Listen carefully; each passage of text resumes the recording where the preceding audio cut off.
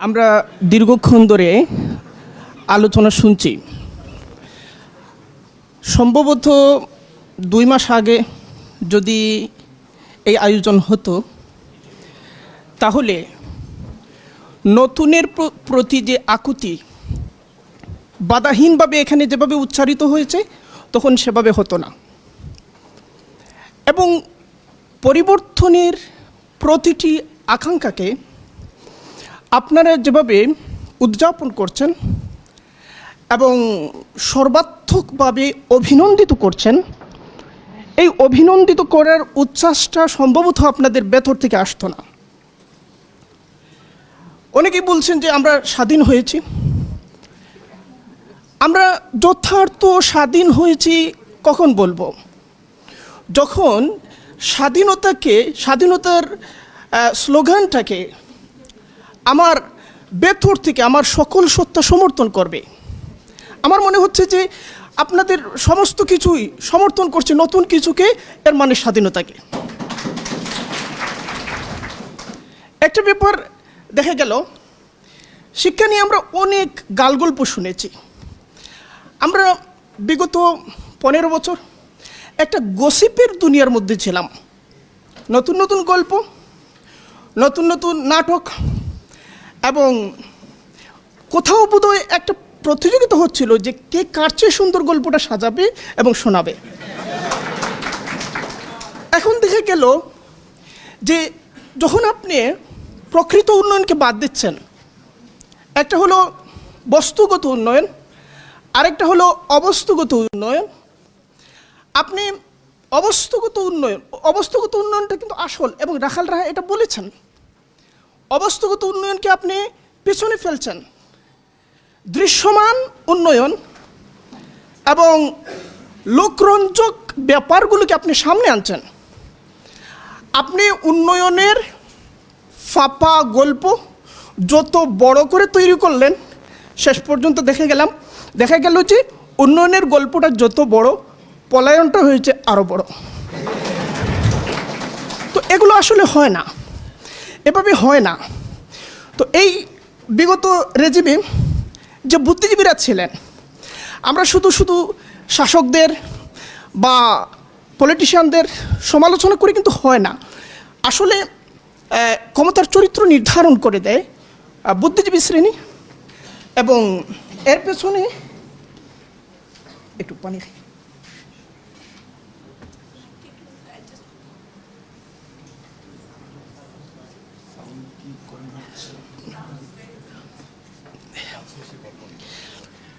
ক্ষমতার চরিত্রটা বুদ্ধিজীবী শ্রেণী নির্ধারণ করে দেয়। আমি বলতে চাচ্ছি যে আমাদের পলিটিশিয়ানদের চরিত্র, আমাদের রাষ্ট্রের চরিত্র নষ্ট করেছে আমাদের সরকার, আমাদের সরকারের চরিত্র নষ্ট করেছে আমাদের বুদ্ধিজীবীরা। আর এই বুদ্ধিজীবীরা উঠে এসেছে আমাদের বিশ্ববিদ্যালয় সমূহ থেকে, আমাদের বিভিন্ন ইনস্টিটিউট থেকে। আমার সুযোগ নেই কিন্তু বুদ্ধিজীবী হওয়ার। কিভাবে বলি, গত 2 বছর আগে একটা তালিকা করা হলো 100 জন বুদ্ধিজীবী। তো সেখানে শুরুতেই আমি বাদ, মানে আমার মতো যে কেউ বাদ। কারণ তারা বলছেন যে কোনো ইসলামপন্থী বুদ্ধিজীবী হতে পারেন না। ফলে তো আমার তো জায়গা এখানে নেই, আমার তো সুযোগ এখানে নেই। তাহলে এই বুদ্ধিজীবী কী করবেন? রাষ্ট্রকে তিনি পথ দেখাবেন, তিনি বলবেন এভাবে নয় ওভাবে। আমরা সেই সুর তো শুনি না, আমরা কি শুনেছি? আমরা দেখেছি এই বুদ্ধিজীবীরা দ্বিধাহীনভাবে, প্রকাশ্যে, নির্লজ্জভাবে 16টা বছর ধরে অন্যায্য একটা জালেম শাহীর জুতা সেলাইয়ের কাজ করেছেন, জুতা সেলাইয়ের, এবং এখানে তাদের কোনো লজ্জা ছিল না। আচ্ছা, এই যে ব্যাপারটা ঘটলো, তাদেরকে আমরা জাতির বিবেক বলছি। সমস্যাটা জন্ম নিল থেকে? আমি বলছি সমস্যাটা জন্ম নিল শিক্ষা ব্যবস্থা থেকে। আমাদের শিক্ষা ব্যবস্থা কি করেছে দেখেন। শিক্ষা আপনি শুধু পাঠ দিলেন এবং সেটা যে বিদ্যালয় হয়ে গেল তা কিন্তু না। একজন দার্শনিক আছেন, তিনি হলেন ইবনে বাজা, ইবনে রুশদের শিক্ষক ছিলেন। তো ইবনে বাজাকে প্রশ্ন করা হলো যে আমাদের ঘরটা কি বিদ্যালয় হতে পারে? ইবনে বাজা বললেন যে না, ঘর বিদ্যালয় হতে পারে না। বলা হলো যে কেন হতে পারে না? তিনি বললেন যে ঘরে বিদ্যা দেওয়া হয় কিন্তু প্রশ্ন থাকে না। বাবা বলছেন, দাদা বলছেন, নীতি কথা বলছেন, সেখানে জিজ্ঞাসা থাকে না। ফলে জিজ্ঞাসা শূন্য, জিজ্ঞাসা বর্জিত যে বয়ান, জিজ্ঞাসা বর্জিত যে পাঠ, জিজ্ঞাসা বর্জিত যে সাজেশন, এগুলো আপনাকে স্থানু বানায়, এগুলো আপনাকে চলত রহিত বস্তু বানায়, আপনাকে গতিশীলতা দেয় না। আমরা যদি স্বাধীনতার পর থেকে আজ পর্যন্ত, স্বাধীনতার পর থেকে কেন বলবো, 47 থেকে নিয়ে আজ পর্যন্ত আমাদের শিক্ষা ব্যবস্থা নিয়ে যত পরীক্ষা নিরীক্ষা হয়েছে, সমস্ত পরীক্ষা নিরীক্ষা করার মধ্য দিয়ে আমাদের শিক্ষার্থীদেরকে, আমাদের জাতীয় মেধাকে গিনিপিগ বানানো হয়েছে, কিন্তু আমাদের জাতীয় বুদ্ধিবৃত্তি এক কদম অগ্রসর হতে পারে নাই। এটা করা হয়েছে। আচ্ছা, যদি আমরা প্রশ্ন করতে শিখি, বিদ্যা আমাদেরকে প্রশ্ন করতে শেখাবে। যদি আমরা প্রশ্ন করতে শিখি, তাহলে নলেজ হিসাবে আমাকে যা দেওয়া হচ্ছে, যাকে নলেজ হিসাবে রাষ্ট্র দাবি করছে, রাষ্ট্রের একটা প্যারাডাইম তার নিজস্ব স্বার্থবুদ্ধির আলোকে কতিপয় জিনিসকে নলেজ হিসাবে প্রস্তাব করে, কতিপয় জিনিসকে সে নলেজ হিসাবে প্রস্তাব করে, এবং সে তার ক্ষমতার প্রয়োগ ঘটিয়ে সেটাকে বিদ্যা ব্যবস্থার মধ্যে প্রবেশ করায় এবং আপনাকে বাধ্য করে যে আপনি তার বয়ানকে নিচ্ছেন কিন্তু নলেজ মনে করে নিচ্ছেন। যখন স্বৈরতন্ত্রী এরকম একটা কাঠামো কোথাও দাঁড়ায় এবং সে যখন একচ্ছত্রতা চায়, অর্থাৎ আপনার রাস্তাঘাটকে শাসন করা শুধু না, আপনার মাথাকেও শাসন করতে চায়, আপনার সমস্ত কিছুর উপর সে একটা হেজমনি চায়, তখন কি ঘটে? তখন নলেজ আর তার নেরেটিভের মধ্যে পার্থক্যের জায়গাগুলোকে কমিয়ে ফেলা হয়, পার্থক্য আর থাকে না। এখন নলেজ হিসেবে রাষ্ট্রীয় প্রতিষ্ঠানগুলোকে ব্যবহার করে, বিশ্ববিদ্যালয়কে ব্যবহার করে আপনাকে শেখানো হয় এমন কিছু যেটা তার বক্তব্য। যেমন একটা দৃষ্টান্ত দেই, আপনাদেরকে শোনানো হয়েছে যে মুক্তিযুদ্ধে 30 লক্ষ মারা গেছে, এটা একটা বক্তব্য। আচ্ছা, এই যে নলেজ হিসাবে দাবি করা হচ্ছে, এটাকে নলেজ হিসাবে দাবি করা হচ্ছে, কিন্তু এটা ট্রুথ হয়ে ওঠে নাই। ট্রুথ হওয়ার জন্য যে সমস্ত পরীক্ষা নিরীক্ষার মধ্য দিয়ে সে আসবে, এই পরীক্ষা নিরীক্ষার মধ্য দিয়ে সে আসে নাই। সে কোথায় আছে? সে গ্রন্থের মধ্যে আছে, সে গ্রন্থের মধ্যে আছে। অথচ 50 বছর আগের মানুষ এখনও জীবিত, আমরা সমাজে যাই নাই। ফলে আপনার বিশ্ববিদ্যালয়ের কাজ ছিল, যখন এই বক্তব্যটা আপনার সামনে আসছে, আপনি প্রশ্ন করবেন যে এই বক্তব্যটা নলেজ হিসেবে দাবি করছে, কিন্তু সে ট্রুথ হয়ে ওঠার জন্য যে সমস্ত দাব পাড়ি দেওয়ার কথা ছিল পাড়ি দিয়েছে কি না। আরেকটা বিষয় বলি, যখন আপনারা নতুন রাষ্ট্র গঠনের কথা বলছেন, তখন এই মৌলিক জায়গাগুলো এড়িয়ে তো আমরা এগোতে পারি না। আচ্ছা, জাতির পিতা অত্যন্ত গুরুতর ইস্যু, এবং এগুলো মোকাবেলা না করে আপনি পারবেন না। আচ্ছা, বলা হচ্ছে কি বাঙালি জাতির পিতা।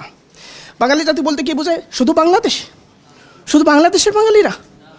আচ্ছা, কলকাতা, পশ্চিমবঙ্গের বাঙালিরা, তারা তো যখন আমি বলছি বাঙালি জাতির পিতা, তখন দাবি করছি ওই বাঙালি আসামে থাকুক, ওই বাঙালি ত্রিপুরায় থাকুক, ওই বাঙালি মণিপুরে থাকুক, কিংবা সে পশ্চিমবঙ্গে থাকুক, সবার পিতা, তাই না?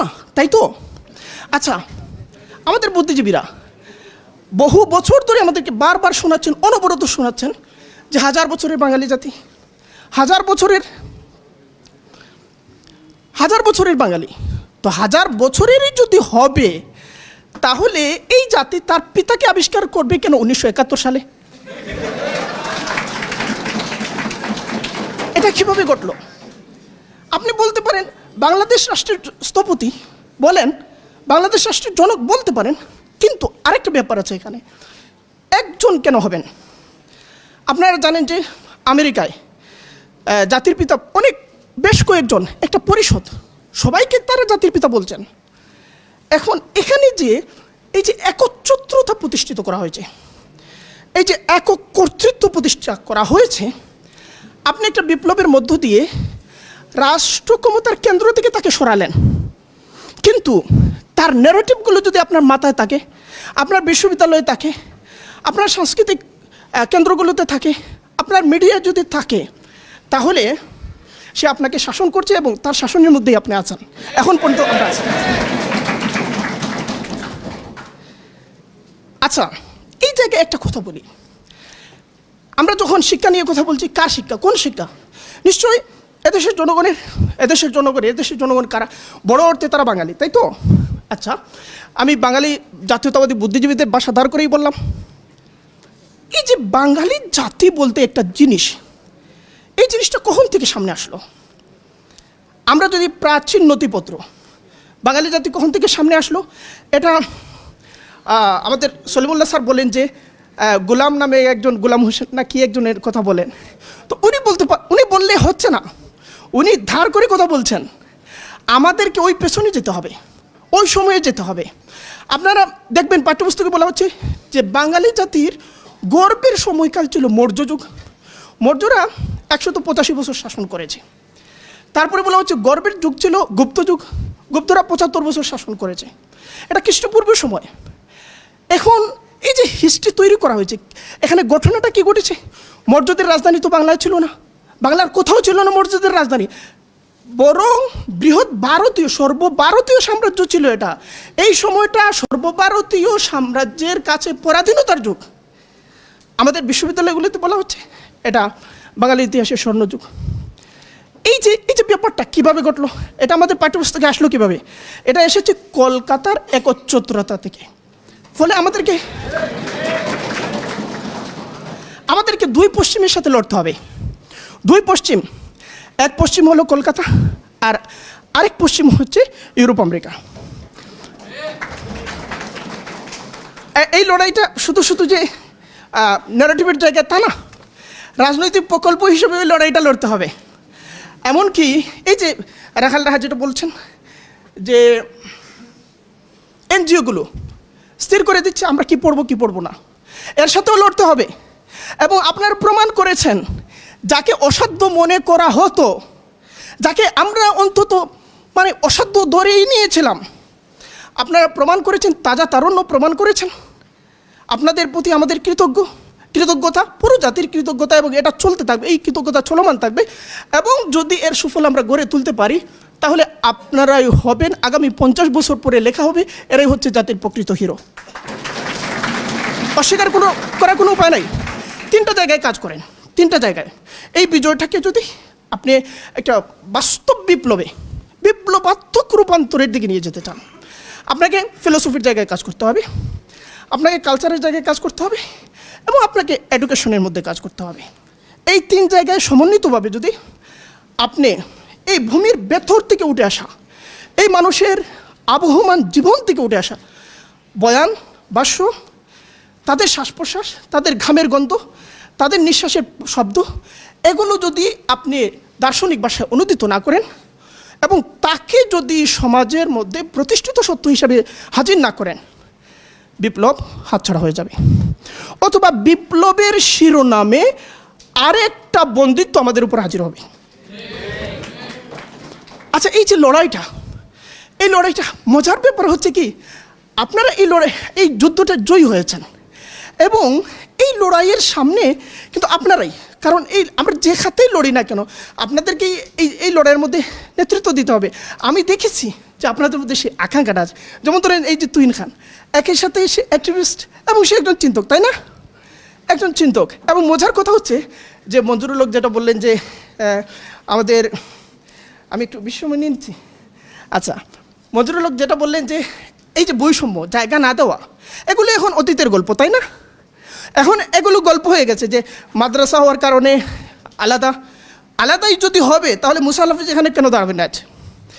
এটা অতীতের গল্প, এখন এটা নয়, এটা বিগত ব্যাপার হয়ে গেছে। এখন আমরা নতুন একটা বাংলাদেশে দাঁড়িয়ে আছি, এবং এই যে নতুন বাংলাদেশ, এই নতুন বাংলাদেশকে অর্থবহ করার জন্য আমাদেরকে যে কাজগুলো করতে হবে, সবচেয়ে জরুরি কাজের মধ্যে একটার কথা বলি, সেটা হচ্ছে ট্রুথকে আবিষ্কার করতে হবে।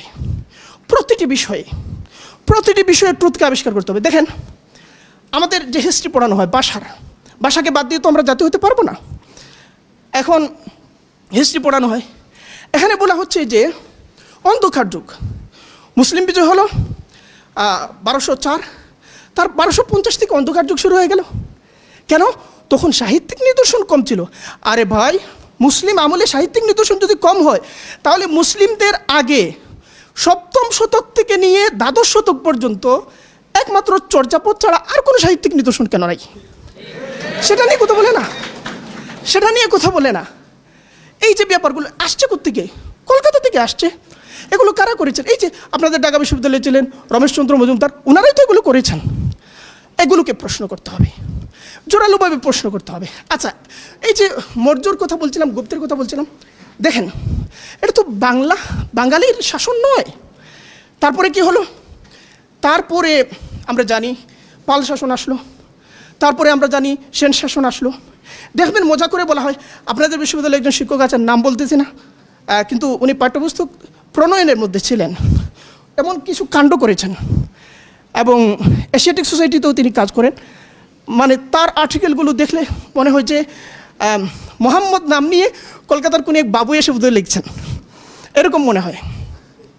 তো ব্যাপার হচ্ছে কি, যে বখতিয়ার খিলজি বাইরে থেকে এসেছিলেন, এটা শুনতে খুব মজা লাগে। কিন্তু এর আগে যে সেনরা তো কর্ণাটক থেকে এসেছিল। আচ্ছা, বাইরে থেকে এসেছিলেন, বখতিয়ার খিলজি যখন বাইরে থেকে আসেন তখন সেটা বাইরে, আর সেনরা যখন কর্ণাটক থেকে আসে তখন সেটা বাইরে হয় না। এই যে ব্যাপারটা, এটা হল কোন জাতীয়তাবাদ থেকে জন্ম নেয়? সর্বভারতীয় জাতীয়তাবাদ থেকে জন্ম নেয়। আপনারা এই বিপ্লবের অন্যতম একটা স্লোগান, অন্যতম একটা সুর, অন্যতম একটা প্রেরণা হলো আধিপত্যবাদের বিরোধিতা। এখন আপনার পাঠ্যপুস্তকে সর্বভারতীয় সুর থাকবে, আর আপনার রাজপথে আধিপত্যবাদের বিরুদ্ধে স্লোগান দেবেন, এই স্লোগান কাজ করবে না, এটা কাজে আসবে না। এখন আমরা যে বাঙালি জাতি হয়ে উঠলাম, দেখেন, যখন 1204-এর সময় যে ঘটনাটা ঘটলো, ওই সময় বাংলা বলতে যে জনপদগুলো বোঝায়, মানে যেখানে বাঙালি জনগোষ্ঠী বসবাস করত, এগুলো ছিল 16টা আলাদা আলাদা অঞ্চলে বিভক্ত। 16টা আলাদা আলাদা অঞ্চলে বিভক্ত। মুসলিম বিজয়ের পরে কি করা হলো? এই অঞ্চলগুলো একীভূত রাষ্ট্রের অধীন আনা হলো, এবং শেষ পর্যন্ত সেটা তিন অঞ্চল হলো, 16 অঞ্চল 3 অঞ্চল হলো। একটা হলো যেটা গৌড় ছিল, আরেকটা হলো সাতগাঁও, আরেকটা হলো সোনারগাঁ কেন্দ্রিক, 3টা আলাদা রাষ্ট্র। আমরা দেখি যে 1352 খ্রিস্টাব্দে শামসুদ্দিন ইলিয়াস শাহ কী করলেন? তিনি এই যে 3 আলাদা রাষ্ট্র, গৌড়, সাতগাঁও এবং সোনারগাঁও একত্রিত করে নতুন রাষ্ট্র গঠন করলেন।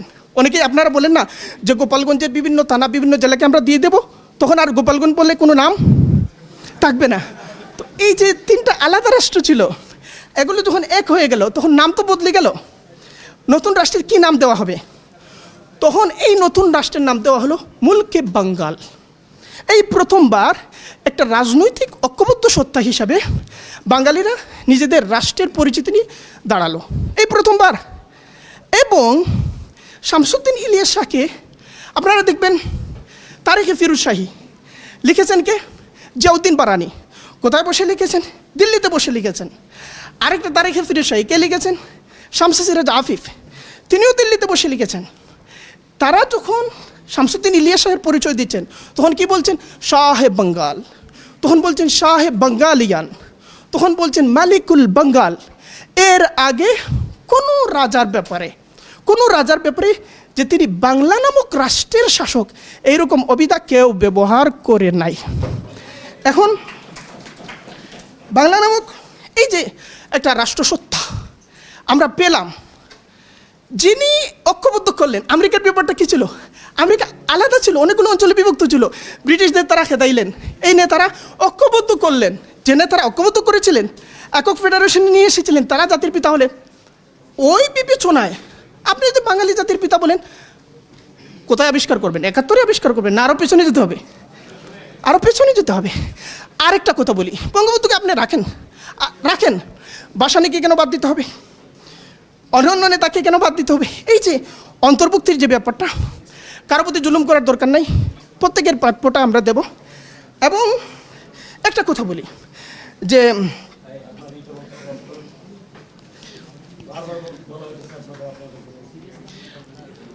তুহিন খান বলেছেন রিকনসিলিয়েশনের কথা।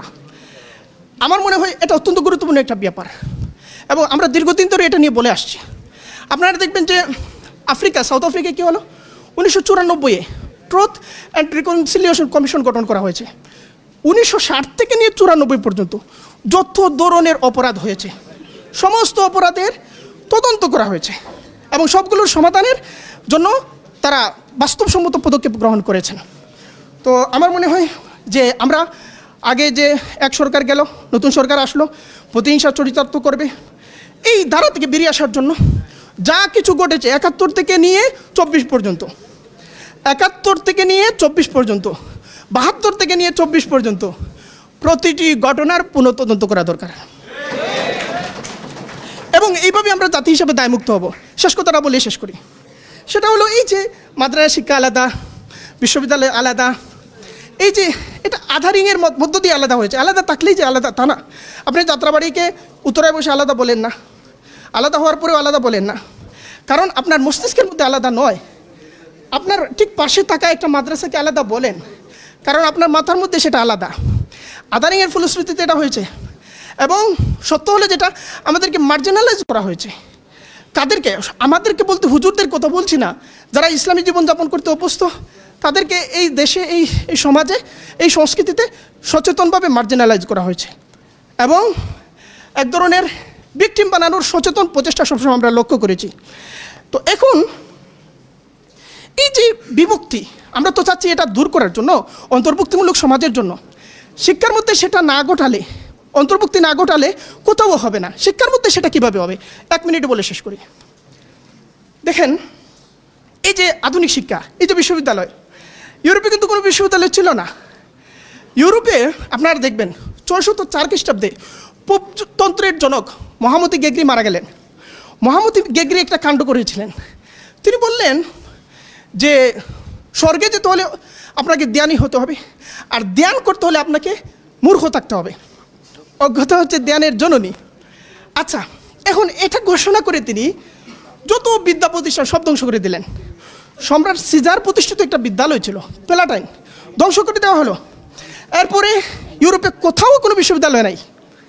মুসলিমরা বিশ্ববিদ্যালয় প্রতিষ্ঠা করলেন, এবং ইউনেস্কো ঘোষণা দিয়েছে পৃথিবীর প্রথম বিশ্ববিদ্যালয় যেটা টিকে আছে সেটা হলো মরক্কোর ফেজের কারাওয়ান, প্রতিষ্ঠা হয়েছিল 859 খ্রিস্টাব্দে।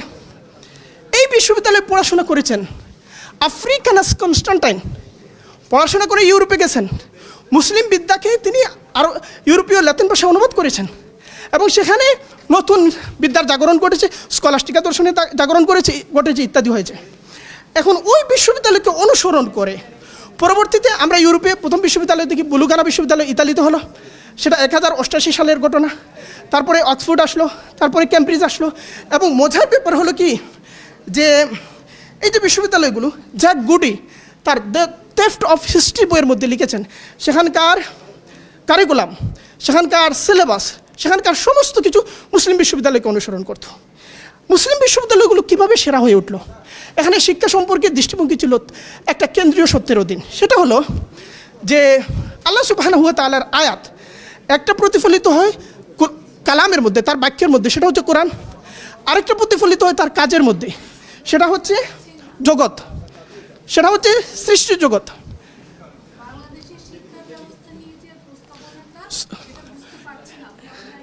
আমি শেষ করে দিচ্ছি, আমার সময় নেই। তো এই যে সৃষ্টি জগৎ, এই কোরআন এবং সৃষ্টি জগতের মধ্যে সমন্বয় ঘটানো, এই যে প্রকৃতি জগৎ, এই যে আমরা আল্লাহর সৃষ্টি, কোরআন এবং সৃষ্টি জগতের মধ্যে সমন্বয় ঘটানোর মধ্য দিয়ে এই বিশ্ববিদ্যালয়গুলো বিশ্ববিদ্যালয় হয়ে উঠেছে। এখন আমাদের মাদ্রাসাগুলো কী করেছে? বিশ্বজগৎ, প্রাকৃতিক বিজ্ঞান, সামাজিক বিজ্ঞান, সাধারণ বিজ্ঞান, এগুলো নিয়ে তারা চর্চা করছে না, কম করছে, বা বলতে গেলে না। আমাদের বিশ্ববিদ্যালয়গুলো কী করছে? যে শিক্ষা থেকে আল্লাহর বিশ্বাসটাকে এক ধরনের বাদ দিয়ে দিয়েছে, সেটা ঔপনিবেশিক উত্তরাধিকারের ফসল। ফলে এই দুই প্রান্তিকতা থেকে বেরিয়ে আসার জন্য আমাদেরকে লড়াই করতে হবে এবং আমি আশা করি এই লড়াইয়ে আপনারা জয়ী হবেন। সবাইকে ধন্যবাদ। আসসালামু আলাইকুম।